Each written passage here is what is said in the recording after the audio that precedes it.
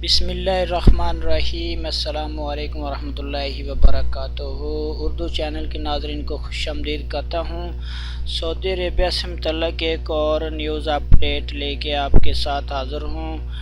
ناظرین، آپ کو پتہ ہے کہ سعودیہ میں جب سے بہت سے نئے قوانین بنے ہیں تو ان قوانین کی زد میں آ کے بہت سے غیر ملکی بے روزگار ہو گئے۔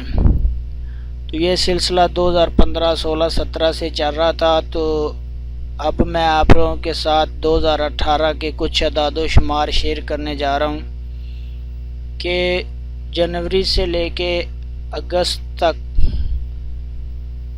اگست کے مڈ تک کتنے غیر ملکی جو ہیں وہ بے روزگار ہو گئے اور اب تک ان کو ملازمت سے فارغ کر دیا گیا۔ سال رواں کے پہلی چھمائی سے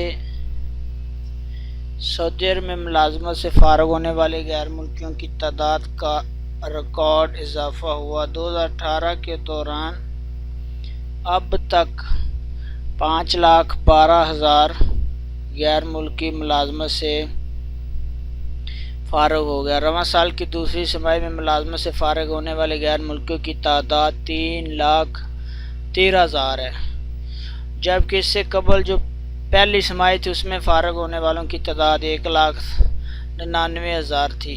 اس طرح 2018 میں پورے 2018 میں جو اتنا گزر چکا ہے، 8 اگست تک، 7 اگست تک ملازمت سے فارغ ہونے والوں کی تعداد 5,12,000 ہو گئی۔ اب یہ ساری صورتحال میں نے آپ کو بتائی کہ سعودیہ میں رہنے والے غیر ملکیوں کی بے روزگار ہونے کی تعداد کس طرح تیزی سے بڑھ رہی ہے، اور اس میں اور اضافہ ہوگا کیونکہ ابھی 2019 جب شروع ہوگا تو اس سے فیسوں میں اور اضافہ ہو جائے گا اور بہت ساری کمپنیاں اپنے ملازمین کو فارغ کر دیں گی۔ تو یہ نیوز اپڈیٹ تھی۔ اللہ آپ سب کا حامی و ناصر، اللہ نگہبان۔